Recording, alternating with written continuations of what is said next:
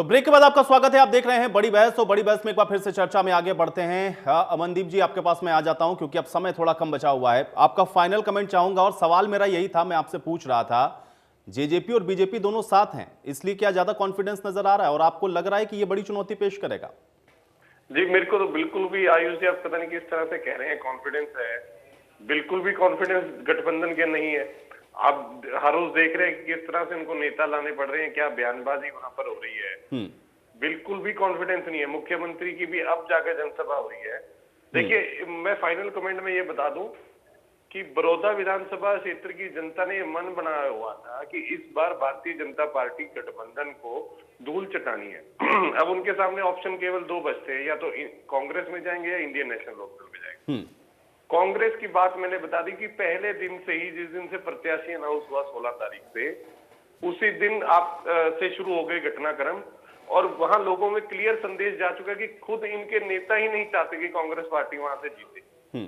तो इसका कोई और विकल्प नहीं बचा है, केवल मात्र इंडियन नेशनल लोकदल।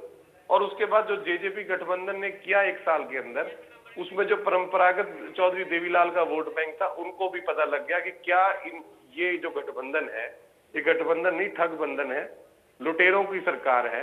और किसान और खासकर कमेरे वर्ग की तो ये बहुत ज्यादा खिलाफ सरकार है, उनको तो खत्म करना चाहते हैं।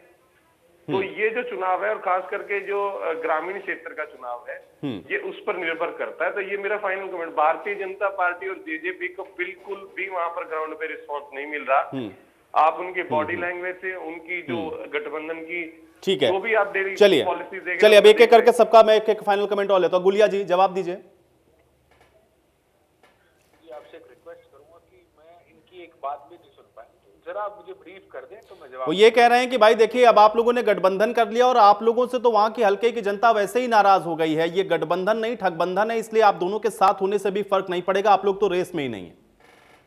देखिए अतुल भाई, मैं आपको एक चीज बता दूं कि इनके कहने से कोई फर्क नहीं पड़ता और मुझे लगता नहीं कि इनकी बात का जवाब देने का मुझे कोई ऐसी जरूरत है। जीत चुनाव के बाद, जीत बड़ौदा हल्के की होगी और जीत गठबंधन की होगी। लोग विकास के नाम पे वोट देंगे। जो एक साल की सरकार ने हरियाणा प्रदेश के अंदर काम किया है, उसके नाम पे लोग वोट देंगे और उसका नतीजा जब आएगा तो इन लोगों की जुबान अपने आप बंद कर देंगे लोग। मेरे कहने की आवश्यकता नहीं है। रमणीक मान जी।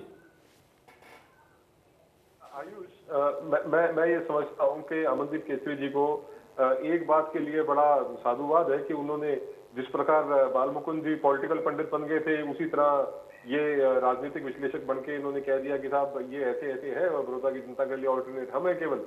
और इन्होंने इन्वोक किया, इन्होंने बात करी चौधरी देवीलाल की, तो चौधरी देवीलाल का जो विचारधारा है उससे अगर आप लोग ना भटकते तो आप ठीक रहते। और मैं आपकी जानकारी के लिए बता दूं, चौधरी देवीलाल के वंश के अधिकांश परिवार के लोग हमारे साथ हैं, चाहे वो जगजीत सिंह चौटाला हो, चाहे डॉक्टर अजय सिंह हो, चाहे वो दिग्विजय दुष्यंत हो, चाहे फिर वो आदित्य चौटाला हो। आप इस बात को समझ के चलिए, मान के चलिए, आज जो एक बहुत भारी जिसे कहते हैं निराशा है कांग्रेस के कैंप के अंदर, और कांग्रेस के कैंप की निराशा ऐसी नजर आती है कि जिसके सिर पे ये चुनाव लड़ रहे हैं उनके लिए ये प्रतिष्ठा का सवाल बन गया है। जो आज से 4 दिन पहले दम भरते थे कि जैसे एक तरफा चुनाव है और हम एक तरफा जीत रहे हैं, उनको आज कहना पड़ गया प्रतिष्ठा का सवाल है। क्योंकि माननीय मुख्यमंत्री जी खुद आज ग्राउंड पे उतरे हैं और माननीय मुख्यमंत्री जी के इस बयान के बाद कि अगर एमएसपी, जो इनका एक मेन मुद्दा था, ये जिसको बनाने का प्रयास कर रहे थे, बरगलाने का, झूठ बोलने का प्रयास कर रहे थे, उसको माननीय मुख्यमंत्री ने ध्वस्त कर दिया है। इनके पास मुद्दा नहीं है, इनके पास विकास करने का कोई स्कोप नहीं है। इन्होंने किया हो तो जैसे गुलिया जी ने पूछा, आप गिना दीजिए, बता दीजिए आपने क्या किया। गठबंधन है, गठबंधन हमारा दोनों पार्टियों का, भाजपा जसपा का, हमारा साझा उम्मीदवार है। ये पहलवान भी साझा है, हमारे देश का है। ये पहलवान बड़ौदा का साझा है, दोनों पार्टियों का साझा है। ये समाज का साझा है, ये हरियाणा का साझा है। ये पहलवान हमारा इस बार दाव लगाएगा और ये जितने ये इन्होंने जो पिछले वर्षों में काम किए, अगर ये गिना देते, अगर ये सही होते, अगर इनके नेतृत्व के अंदर लोगों को आस्था, भरोसा, विश्वास, यकीन, अकीदा होता, तो ये पिता पुत्र दोनों अपनी सीटें जीतते। ना कि इस प्रकार से ये झोली फैला के ये कहें कि साहब हमारी प्रतिष्ठा का सवाल है, कि मेरी मूछ का सवाल है, मेरी चौधर का सवाल है, मुझे बचा लो। ये एक आदमी का इलेक्शन बन के रह गया है, और एक आदमी जब समाज के सामने खड़ा होता है तो समाज भारी पड़ता है और अकेला आदमी अकेला रह जाता है।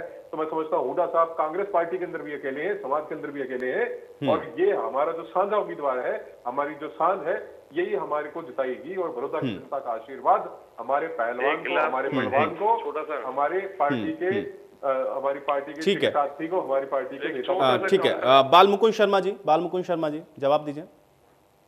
ये जिस तरीके की बात रमणीक जी मान कर रहे हैं, मैं तो ये समझता हूँ ये राजनीतिक बयान भी नहीं है। ये हमें जिताएंगे, ये पहलवान, आप पहलवानों के दुश्मन है। 2 पहलवान तो पिछले चुनाव में मरवा दिए आपने। अब सारे पहलवानों ग्रुप डी से नौकरी से आप निकाल रहे हो। आप काम की बात क्यों नहीं करते? मैंने पूछा, मुख्यमंत्री जी एक बार गए हैं, रमणीक मान जी ने कोई जवाब नहीं दिया।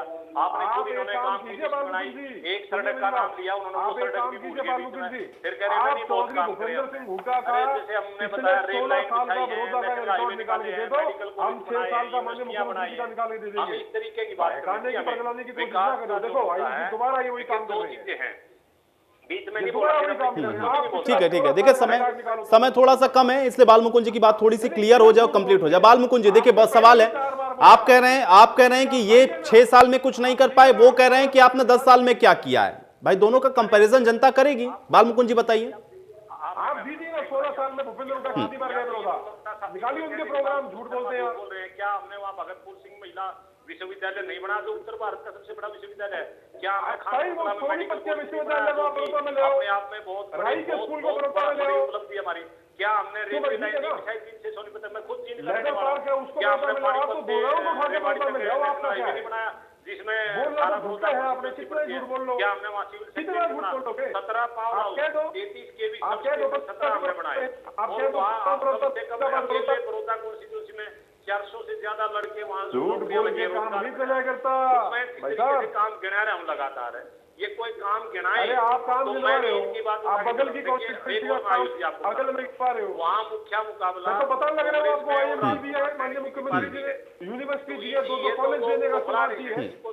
ठीक है, बालमुकुंद जी और रमणीक जी, मुझे लगता है कि यहाँ काम गिनाने का कोई फायदा भी नहीं है। क्षेत्र में आप लोग जा रहे हैं, आपके बड़े नेता जा रहे हैं, वो काम गिना रहे हैं, वहां की जनता देख रही है, और वहां जो रहने वाले उनको तो असल पता है ना स्थिति क्या है, किसने कितना विकास किया, कौन कितना पानी में, वो इसका फैसला कर देगी। इसलिए यहां मुझे लगता है कि इस बहस का कोई अर्थ होगा नहीं। केसी मलकानिया जी मुझे ये बताएं, क्योंकि सभी पार्टियां तो जीत के दावे कर रही हैं, लेकिन पिछले परिप्रेक्ष्य को देखते हुए और अभी की मौजूदा स्थितियों को देखते हुए क्या माहौल आप अभी तक एसेस कर पाए हैं एक वरिष्ठ पत्रकार होने के नाते, और आपका अपना आकलन क्या कह रहा है? देखो, जो आम चुनाव होता है उसमें लोगों के पास विकल्प होता है कि कौन सी पार्टी को हम वोट दें, कौन सी पार्टी सत्ता में आएगी।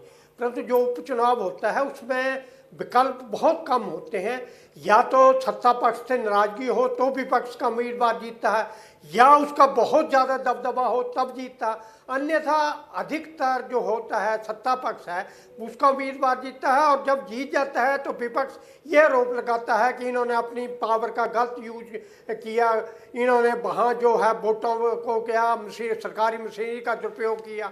अब इस सीट पे ये है कि ये कांग्रेस की सीट थी, 10 साल से कांग्रेस जीतती आ रही है, ये हुड्डा जी के निधन से खाली हुई है, तो ये दावा करेंगे कि हमारा दबदबा हम जीतेंगे। अगर ये सीट जीत जाते हैं तो सत्ता पक्ष यही कहेगा कि ये इनकी सीट थी, इन्होंने जीत ली, इसका कोई फर्क नहीं पड़ता। परंतु अगर जीत जाते हैं तो ये जो है वो सत्ता पक्ष के बरखलाफ एक तरह का ये होगा कि ये लोगों की नाराजगी थी। जहाँ तक इन लोग का सवाल है, इन लोग दावा करती है कि हमारा यहाँ दबदबा था, और चौधरी देवीलाल को ले लो या चौटाला जी को ले लो, तो उनका दबदबा था, इसलिए सीट हम जीतेंगे। परंतु वो तो परिवार 2 फाड़ हो चुका है। अब इनका जो देवीलाल परिवार का, जेजेपी का जो है, उनका समर्थन। चलिए मलकानिया जी, अब देखते हैं कि जनता किसके सिर पर जीत का सेहरा सजाती है। हालांकि अब ये भविष्य के ही गर्त में। आप सभी का बहुत शुक्रिया, आप लोगों ने समय निकाला, चर्चा का विषय, आप लोग चर्चा का हिस्सा बने। हालांकि बड़ौदा में अब उपचुनाव होना है, सभी पार्टियां अपनी अपनी जीत के दावे को कर रही हैं, लेकिन अब जनता को यह तय करना है कि वो इस बार जीत किसको दिलाती है। आज बड़ी बहस में मेरे साथ फिलहाल इतना है।